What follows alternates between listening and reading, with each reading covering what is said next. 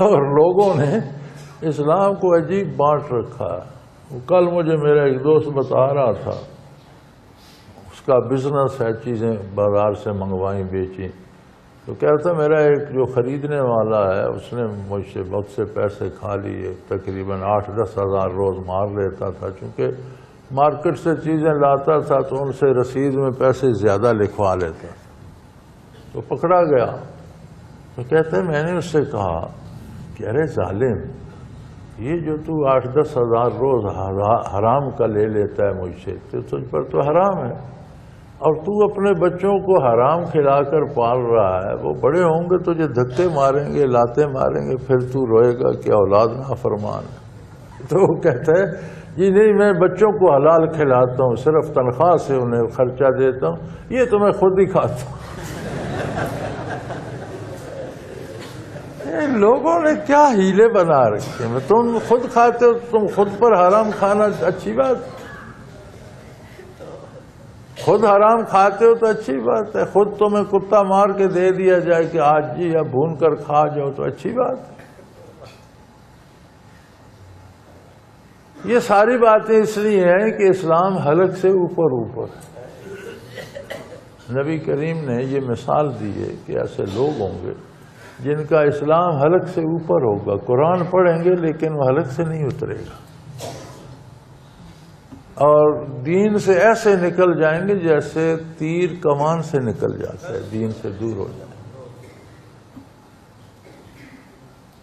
تو یہ ذکر قلبی ہے، جو ذکر لسانی کے بعد، ذکر عملی کے بعد جس کا پھر حکم دیا گیا۔ تلاوت قرآن بہترین ذکر لسانی کی انتہا ہے، سب سے اچھا ذکر لسانی۔ اقامت صلاۃ عملی ذکر کی انتہا ہے، کمال ہے، سب سے اچھا ذکر عملی۔ اس کے بعد پھر ذکر اکبر کا جو حکم ہے یہ ذکر قلبی۔ ترتیب دیکھ لینا، لسانی ذکر تلاوت میں آ گیا کہ لسانی ذکر کی انتہائی کمال تلاوت قرآن۔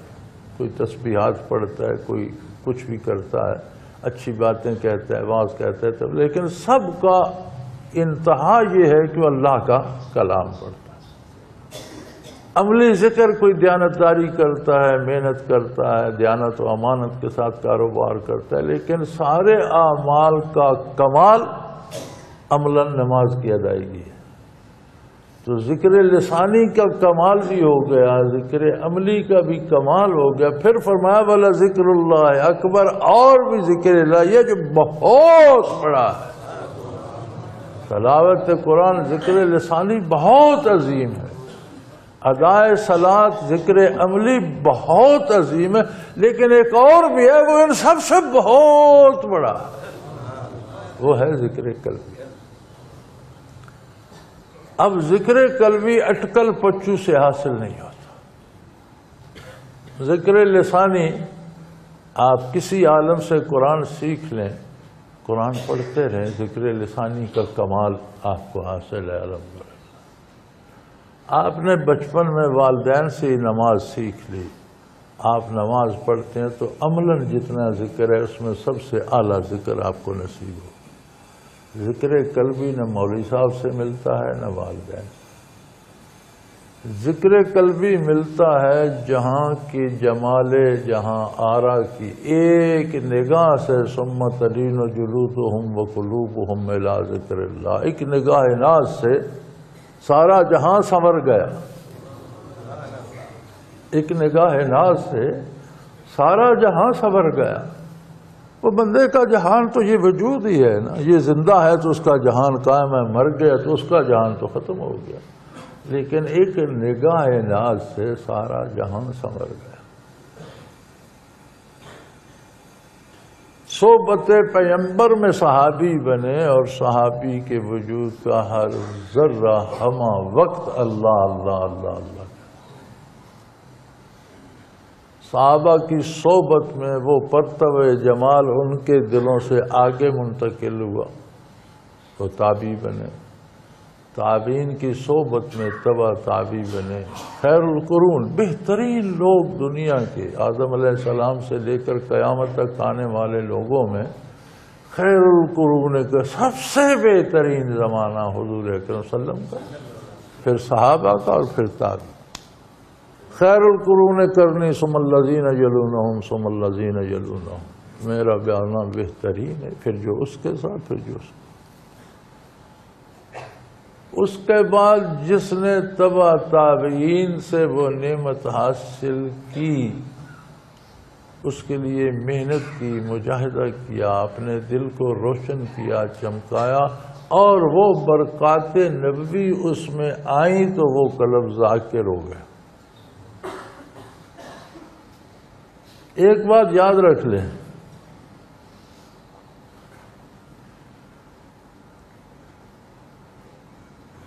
دنیا کے لیے یہ ذکر قلبی دل کی دھڑکن کا درجہ رکھتا ہے.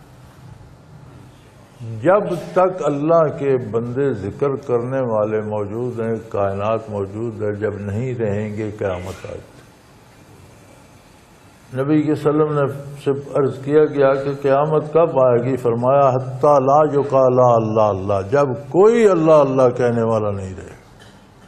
جب اللہ کا ذکر اٹھ جائے گا قیامت آ جائے.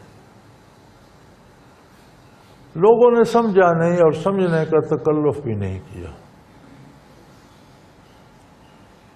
میرے پاس ایک کتاب پڑی ہے، گزشتہ 6 مہینے سے میری ٹیبل پہ پڑی ہے، ساری الف تا یہ اول تا آخر میں نے حرفن پڑھی ہے. اس نے پورا زور لگایا ہے کہ طریقت و تصوف کو کفر ثابت کیا جائے.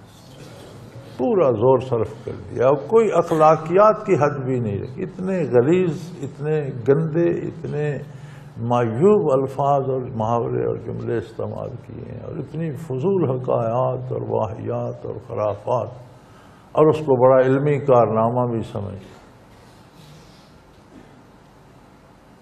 اس کے آخر میں اس نے کچھ سوال دیے ہیں کہ اگر یہ حق ہے تو جواب دو. تو کچھ 6 مہینے سے میری ٹیبل پہ پڑھی ہے. پہلے تو مجھے سال لگا اس کے پڑھنے میں، میرے تو وہ 10 دن کی مار تھی، پڑھی نہیں جاتی تھی، اتنی خرافات ہے اس میں کہ 2 صفحے پڑھے پھر پھینک دی، پھر دوسرے دن اٹھائی 2-4 صفحے پڑھے پھر رکھ دی.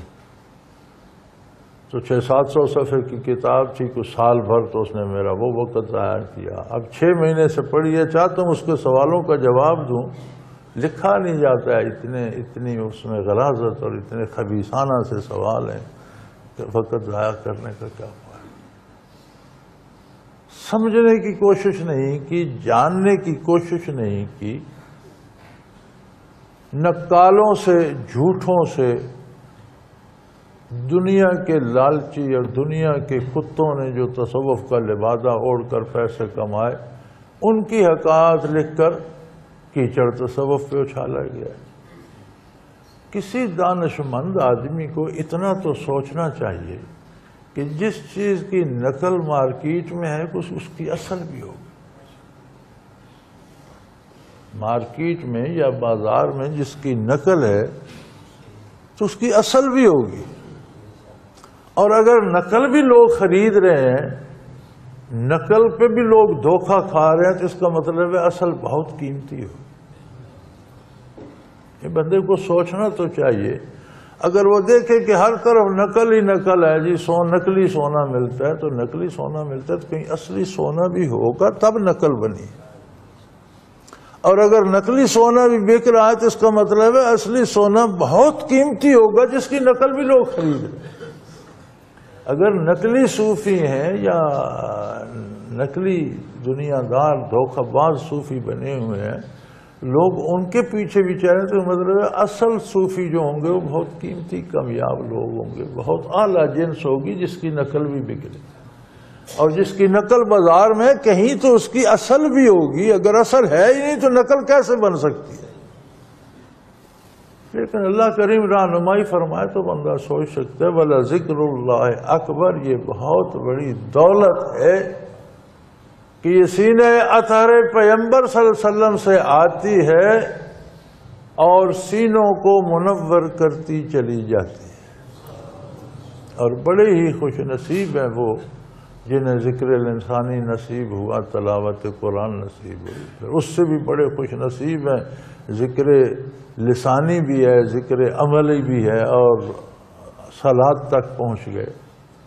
لیکن فرمایا مزہ آتا ہے ذکر قلبی، وہ بھی بہت اچھا ہے، وہ بھی بہت اچھا ہے، لیکن یہ چیزیں دیگر ہے۔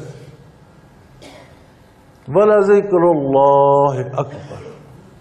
اب اس میں ذکر قلبی میں اللہ کریم کی یہ نعمت حاصل ہو جاتی ہے کہ جب کلام باری بندہ سنتا ہے تو اس کی کیفیات دل پہ آتی ہے۔ جب ارشاد پیغمبر صلی اللہ علیہ وسلم بندہ سنتا ہے تو اس کی کیفیات دل پہ آتی ہیں اور پھر ان کے نتائج نکلتے ہیں، اس کا ایمان مضبوط ہوتا ہے، اس کا کردار بدلتا ہے، وہ برائی چھوڑ کر نیکی کی طرف آنا شروع ہو جاتا ہے۔ واللہ یعلم ما تصنعون، اور یہ یاد رکھو تم جو کرتے ہو اللہ کریم اس سے باخبر ہے۔ دوسرے لفظوں میں جو بھی کر رہے ہو اللہ کے روبرو کر رہے ہو، نیکی کر رہے ہو تو بھی وہ واقف، غلطی کر رہے ہو تو بھی یہ یاد رکھو اللہ کریم کے سامنے کر رہے ہو۔